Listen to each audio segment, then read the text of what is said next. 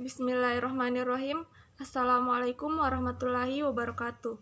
Perkenalkan, nama saya Rahmi Nasir dengan NIM 190402020 dari kelas Perbankan Syariah 4E. Pada kesempatan kali ini saya akan memaparkan jawaban dari soal UAS mata kuliah aplikasi komputer. Baiklah, yang pertama, jelaskan dengan singkat apa yang dimaksud dengan electronic banking. B. ATM. C. CDM. D. EDC. A. E-banking atau disebut juga internet banking merupakan suatu aktivitas yang melakukan transaksi, pembayaran, dan transaksi lain dengan menggunakan internet dengan website bank yang sudah diberi sistem keamanan. Yang kedua yaitu ATM. ATM adalah alat elektronik yang memudahkan nasabah perbankan untuk mengambil uang dan mengecek rekening tabungan nasabah tanpa perlu ke bank.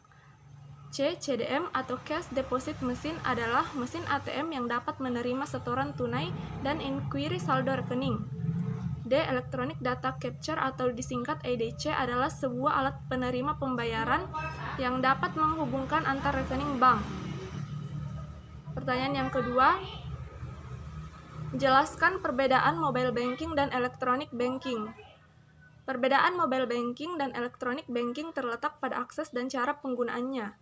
Mobile banking hanya dapat diakses melalui aplikasi yang telah disediakan oleh bank. Sementara itu, electronic banking dapat diakses melalui browser. Pertanyaan ketiga, jelaskan 5 fasilitas yang disediakan dalam internet banking.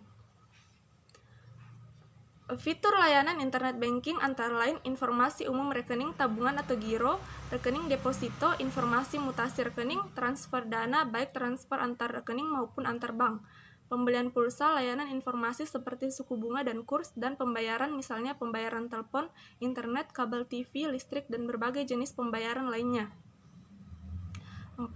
Sebutkan dan jelaskan 3 modus kejahatan yang berkaitan dengan electronic banking.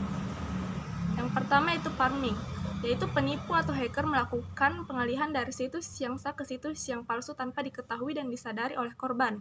Kemudian mengambil data yang dimasukkan oleh korban sehingga masuk ke dalam area yang menjadi permainan penipu tersebut. Yang kedua yaitu spoofing, yaitu menggunakan perangkat lunak untuk menutupi identitas dengan menampilkan alamat email atau nama atau nomor telepon palsu di komputer agar menyembunyikan identitas.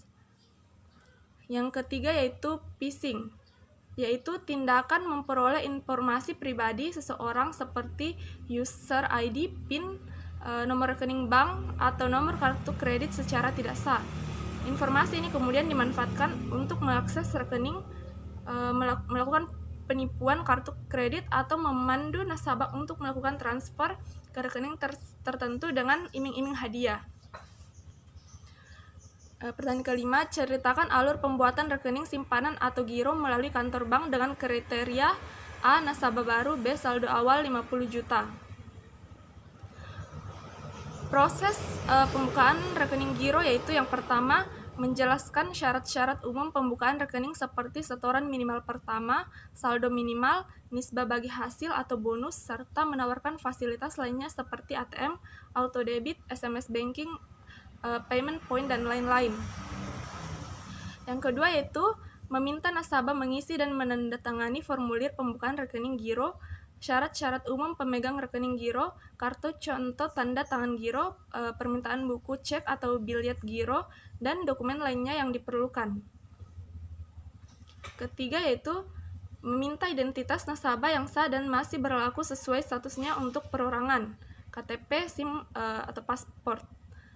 Keempat, mencocokkan kesesuaian tanda tangan nasabah pada kartu identitas dengan yang tertera pada formulir pembukuan rekening giro.